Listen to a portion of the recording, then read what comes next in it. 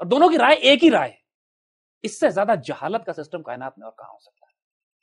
You can not equate a man whose جو آپ اپنا ڈرائیور نہیں رکھتے جب تک کہ آپ 100 لوگوں کے انٹرویو کرنے کے بعد ایک اس میں سے ایک آدمی سلیکٹ اور ملک چلانے کے لیے ہر ایک کی رائے لی جا سکتی. The system which was in خلاف راشدہ was again دیکھیے یہ بہت بڑے بڑے فنڈامنٹل سوال ہیں کہ آئندہ والے پاکستان کو ہم کس شکل میں دیکھنا چاہتے ہیں. True.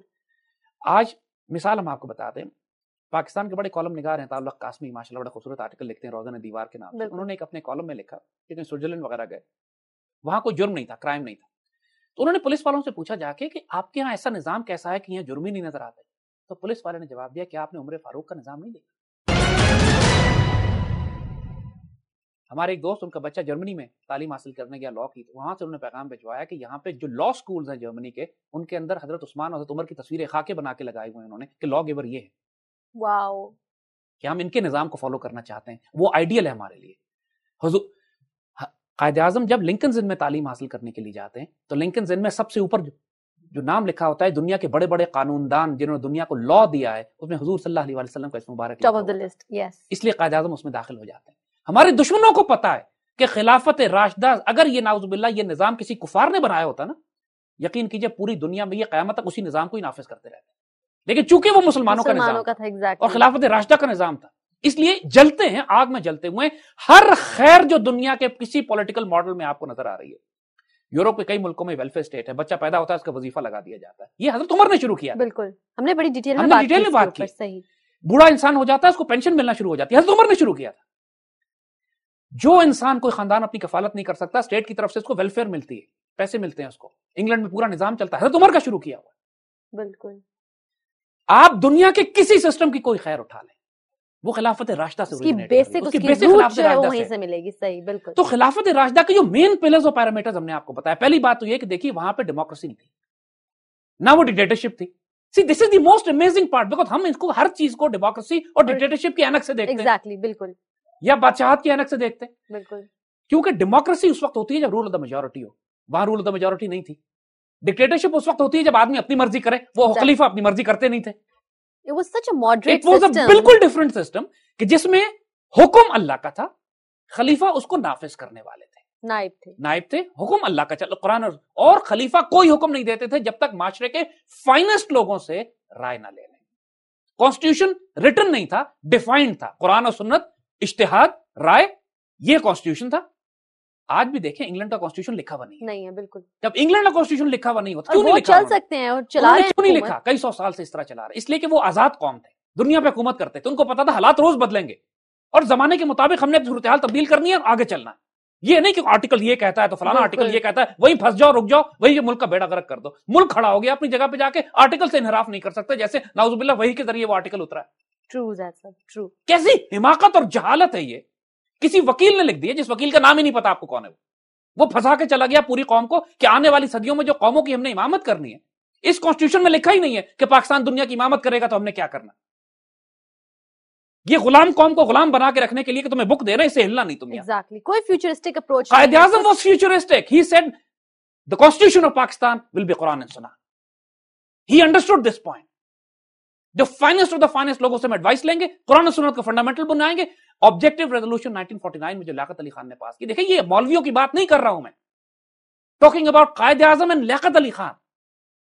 لیاقت علی خان نے جو تقریر کی ہے 1949 کے آبجیکٹو ریزولوشن کو پاس کرنے کے بعد, اس میں کہتے ہیں اور جو کہ یہ تاریخ کے ہمارے پاکستان کے بننے کے بعد عظیم ترین موقع ہے کہ جب ہم یہ آبجیکٹو ریزولوشن پاس کر رہے ہیں, جس کا پہلا جملہ یہ ہے کہ حاکمیت اللہ کی ہے اور انسان خلیفہ کے طور پر اللہ کی حاکمیت کو نافذ کرے گا. وہی خلافت راشدہ کا سسٹم, خلافت راشدہ اللہ کے نائب کی حیثیت سے دنیا میں نافذ کیا جائے گا.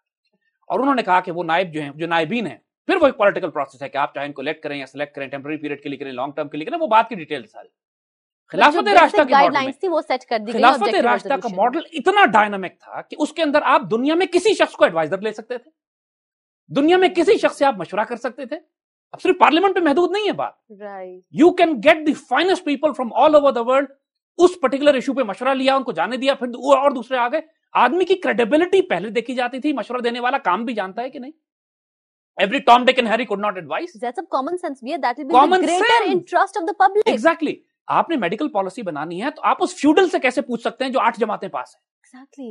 جو کہ منسٹر بھی بن گیا اور بچوں کو زندہ گاڑتے ہیں ان کے علاقوں میں, وہ ایجوکیشن منسٹر آج لگے ہوئے ہیں ہمارے. اس سے کیسے پوچھا جا سکتا ہے؟ گیٹ دا فائنسٹ ایجوکیشنسٹ پوری مسلمان دنیا کے لا کے ان سے رائے لو. بھئی آپ نے یہ کام خلافت راشدہ میں یہی ہوتا تھا. جس مسئلے کا پڑتا تھا اس آدمی کے اسپیشلسٹ بلائے جاتے تھے, ان سے رائے لی جاتی تھی کہ کیا کرنا ہے. Flexible parliament, unwritten constitution, rule of the majority does not exist but consensus, شرائیت ہے, مشورہ ہے. پھر کنسنسس ہوتا تھا, سارے ایگری کرتے تھے, پھر خلیفہ ڈیسائیڈ کرتا تھا یس وی ایگریڈ. بعض دفعہ ہوتا تھا کہ پوری پارلیمنٹ مشورہ دیتی تھی کہ نہیں اس کام کو نہیں کرنا, لیکن یہاں پہ خلیفہ اپنے ایکسیسو, اپنے خاص اختیار استعمال کرتے ہیں. ویٹو پاور وہ خلیفہ کے پاس ہے. مگر وہ ویٹو پاور اتنی سینس آف ریسپانسبلٹی سے استعمال کی جاتی ہے کہ خلیفہ خود کہتا ہے کہ میں اللہ کو جواب دے ہوں اگر میں قرآن و سنت سے ہٹ رہا ہوں. ویٹو پاور بھی قرآن و سنت کی حدود کے اندر ہے, اس سے باہر نہیں جا رہی ہے. The veto power itself is under the limits of Quran and Sunnah and Sunnat Rasul Allah. That's the beauty of it. لہذا ڈکٹیٹرشپ کہاں سے آ گئی؟ بالکل یہ اتنا ڈائنامک اور مختلف کانسیپٹ ہے کہ جس میں وہ اختیار بھی رکھتا ہے فیصلے کرنے کا, لیکن خود پابند ہے قرآن و سنت کا. اگر قرآن و سنت کے حدود کے اندر ہے تو اس کے خلاف بغاوت حرام ہے, اس کو اپنی ڈیوٹی سے ہٹایا بھی نہیں جا سکتا. خلافت کا جو فیسینیٹنگ کانسیپٹ ہے, امیر, خلیفہ یا سلطان, جو مرضی نام اس کو آپ دیں, وہ لائف ٹائم اپوائنٹمنٹس ہے. اور کوئی پارلیمنٹ جو ایڈوائزری کاؤنسل ہے اس کو کوئی پیسے نہیں دیے جاتے, یہ والنٹری کام ہے. تو آپ کے ایم این ایز اور ایم پی ایس پہ جو اربوں روپیہ خرچ ہوتا ہے نا, یہ سارا بچ جائے گا. بالکل, because it will be a responsibility not a birth right کہ میں نیشنل اسمبلی پہنچ, میں صاحب میرا بیٹا پہنچے گا, اس سے پہلے میرا دادا تھا, اس کے بعد میرا پوتا بھی نیشنل اسمبلی میں جائے گا. لوگ آئیں گے ہی نہیں. اور ان کو یقین کیجئے کہ بینیفٹس, پرکس, پریولیجز, پیسے بند کر دیے جائیں نا ایم این ایز کے, الیکشن میں کوئی کھڑا ہی نہیں ہوگا, فساد ہی ختم ہو گیا. And then we'll have the crème de la crème coming up. اور اس کے بعد کیا, خلافت راشدہ کا ایک اور جو کلاسیکل کانسیپٹ ہے, there were no political parties. Why political parties? ایک اسلامی ریاست میں جس کا آبجیکٹو ایک ہے, جس کا مقصد حیات ایک ہے, قرآن سنت جس کا فنڈامنٹل پلر ہے, مقصد, مقصود و مقصود سب قرآن سنت کو نافذ کرنا ہے, اللہ مطلوب و مقصود ہے, حضور صلی اللہ علیہ وسلم رول ماڈل ہے. وہاں پر سیاسی اور فرقہ وارانہ انتشار, سیاسی اور مذہبی جماعتوں کا کانسیپٹ کیا ہے پورے خلافت راشدہ کے پیریڈ میں, اور آنے والے جتنے بھی پیریڈ مسلمانوں امت و ملت میں آپ دیکھیے, عباسی خلافت دیکھیے, امیت دیکھیے, بعد میں خلافت عثمانیہ دیکھیے, there were no political parties. Because divergent views بھی نہیں تھے. views ہیں, اختلاف کی کھلی اجازت ہے. آپ اپنا جھنڈا, اپنا امیر, اپنا کانسٹیٹیوشن بنا کے ملت اسلامیہ میں الگ فرقہ نہیں بنا سکتے. اور جب بنائے فتنہ ہوا ہے, بنے بڑے بڑے فتنے ملت سے الگ ہو کے, لیکن انہوں نے فتنے پیدا کیے. جو خلافت راشدہ کی ماڈل اگر آپ دیں, so there are no political parties. So what are we talking about? A political model جس میں کانسٹیٹیوشن جو ہے انریٹن ہے, فلیکسیبل ہے, ڈائنامک ہے, پارلیمنٹ والنٹیئر ہے, پارلیمنٹ والنٹیئر ہے, پروسیس شرائیت پہ, ایڈوائزری کاؤنسلز پہ بیس کرتا ہے. ڈیموکریسی نہیں ہے لیکن ڈکٹیٹرشپ بھی نہیں ہے. ڈیموکریسی اس طرح نہیں ہے کہ رول آف دا میجورٹی نہیں ہے. ڈکٹیٹرشپ اس لیے نہیں ہے کہ سارا کام رول آف لا جو ہے اللہ کے رسول کے حکم کے تحت ہے, بادشاہ کی مرضی نہیں ہے, خلیفہ کی مرضی نہیں ہے, اللہ رسول کے حکم کے وہ پابند ہے. اتھارٹی کس کی؟ اللہ رسول کی. یہ صرف اس کو امپلیمنٹ کرنے والے. ایگزیکٹلی. بادشاہتوں میں یہ ہوتا ہے, بادشاہت میں, ڈکٹیٹرشپ میں اس کی مرضی ہے, جو مرضی چاہے فیصلہ کرے. کمپیئر ہی نہیں کر سکتے آپ کسی سسٹم کے ساتھ. اس سے انٹائرلی ڈیفرنٹ. اکاؤنٹیبلٹی کا یہ عالم ہے کہ خلیفہ وقت سے لے کر خلیفہ وقت ایک اپنی رعایا میں یہودی کے خلاف مقدمے ہار جاتے ہیں. اس سے بڑی اکاؤنٹیبلٹی آپ کو دکھائیں. سادگی کا عالم یہ ہے کہ خلیفہ وقت خود بیت المال کا اونٹ ڈھونڈنے کے لیے بھاگتے ہوئے ریگستان میں جاتے ہیں اور پیدل جاتے ہیں بیت المقدس شریف. اس طرح کے غلام بیٹھا ہوا ہے اونٹ کے اوپر اور خود آپ پیدل چل رہے ہیں, اور کوئی سیکیورٹی گارڈ نہیں ہے ساتھ, کوئی بلٹ پروف گاڑی, کوئی سیکیورٹی ڈیٹیل آگے پیچھے ایمبولینسز نہیں چل رہی. خلیفہ وقت ریسپانسبل, اور سوائے اللہ کے کسی کا خوف نہیں ہے ان کو. یعنی جو ریسپانسبلٹیز ہیں ان کے گورننس کی. اب یہ دیکھیے, میں آپ کو بتاؤں, ہم تھوڑا سا آپ کو سسٹم کے بارے میں بتاتے ہیں. حضرت ابوبکر صدیق نے فار ایگزامپل جب گورنرز اپوائنٹ کرتے تھے تو ان کی ریسپانسبلٹیز کیا تھیں. I would like to read this out تاکہ پتہ لگے لوگوں کو کہ صرف یہ ہوا میں نہیں چل رہا تھا سسٹم.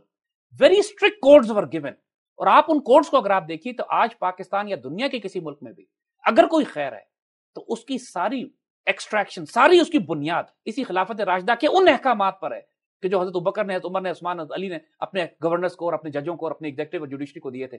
ایک اور بات کہ خلافت راشدہ میں تو کم از کم حضرت ابوبکر کے دور میں ایگزیکٹو اور جوڈیشری ایک ہی تھی. یعنی جو گورنر ہوتا تھا he was responsible for every. مسجد میں نماز بھی وہی پڑھاتا تھا, قاضی بھی وہی تھا, ملٹری کمانڈر بھی وہی تھا, اور ایگزیکٹو بھی وہی. ہم نے ڈسکس بھی کیا پہلے, ڈسکس ہم نے کیا تھا. لہذا اسلام میں اس پر بھی کوئی پابندی نہیں ہے کہ ایک بندہ سارے کام کرے, لیکن پروسیس وہی ہے کہ اس کا کانسٹیٹیوشن قرآن و سنت ہوگا, ایڈوائزری کاؤنسل ہوگی, وہ ساروں کی رائے لے گا,